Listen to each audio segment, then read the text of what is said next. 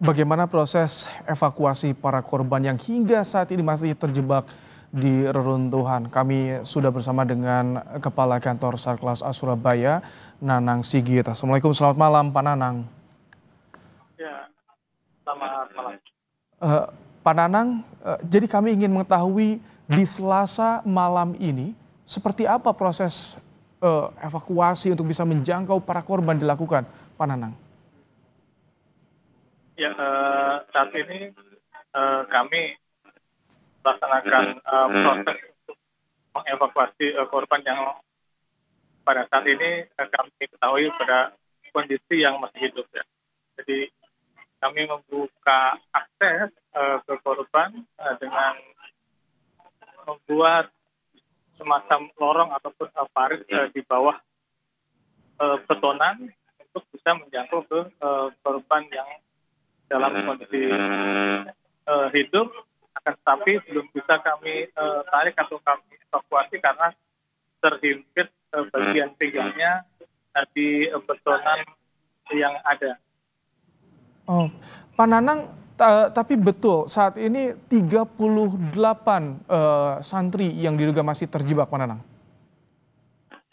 Ya, kami secara pasti kami tidak bisa memastikan kalau itu adalah 38 karena memang masih beredarnya informasi ataupun perubahan-perubahan dari data yang ada ya. 38 ini karena kami menghitung secara matematis aja dari 140 dikurangi 100.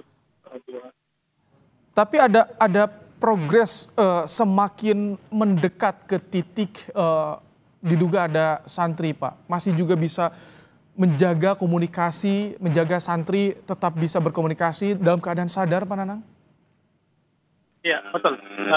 Untuk korban yang dalam kondisi hidup, saat ini juga kami tetap bisa berkomunikasi dengan mereka, kemudian kami suplai dengan makanan dan minuman untuk menjaga ketahanan tubuh mereka, dan tentunya kami membuat akses semudah mungkin untuk bisa menjangkau korban dan bisa mengevakuasi dalam kondisi tentunya yang masih sehat.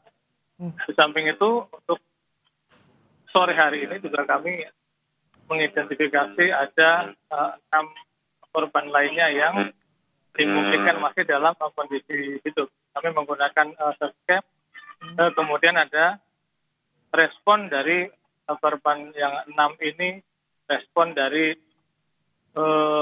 lampu scam tersebut, dan mereka menggerakkan kakinya yang menandakan bahwa mereka itu masih dalam kondisi hidup. Pak Nanang, tapi tim SAR bisa menjangkau seluruh titik yang diduga ada santri tertimbun, atau ada santri yang masih sangat sulit untuk dijangkau, Pak Nanang?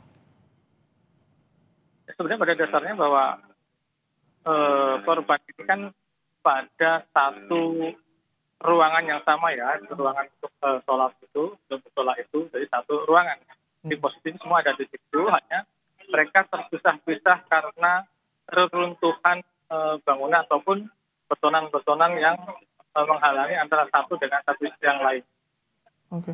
Pak Nanang, ini kan katanya alat berat tidak bisa digunakan dengan kondisi seperti ini, mengingat rapuhnya konstruksi bangunan di sana. Takut juga membahayakan korban.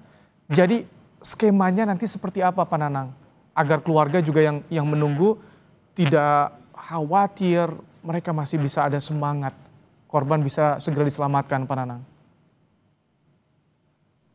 Ya, untuk skemanya ataupun teknis yang kami gunakan, bahwa jika tidak menggunakan alat berat, tapi kami dari bawah kemudian menggunakan peralatan yang memiliki getaran yang cukup kuat, juga itu membahayakan juga. Dengan kami menggunakan redu cutter gitu untuk memotong bagian-bagian dari betonan, itu juga cukup riskan, sehingga kami menggunakan cara lain, yaitu dengan membuat lubang ataupun semacam parit di bawah tulangan-tulangan betonan untuk menjangkau ke korban. Itu sudah mulai dilakukan sepanjang hari Selasa ini, Pak Nanang?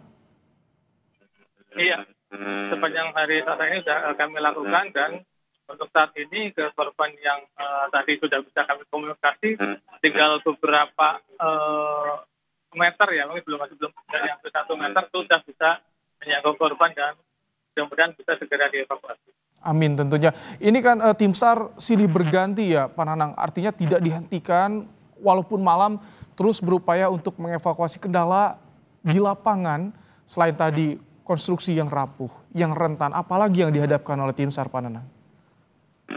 Ya, memang untuk operasi SAR collapse structure seperti ini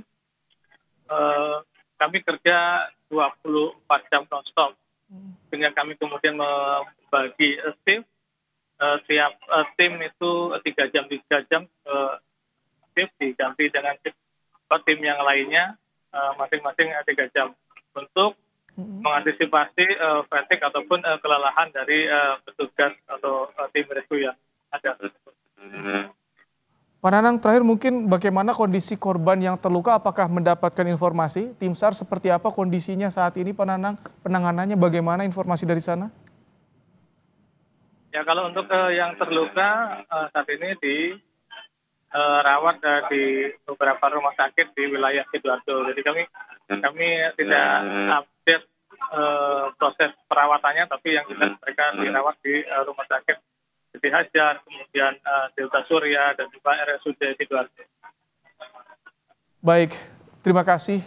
Kepala Kantor SAR Kelas A Surabaya, Nanang Sagit, telah menyampaikan bagaimana kondisi terkini proses penyelamatan santri yang diduga masih terjebak. Terima kasih, Pak Nanang. Selamat bertugas kembali.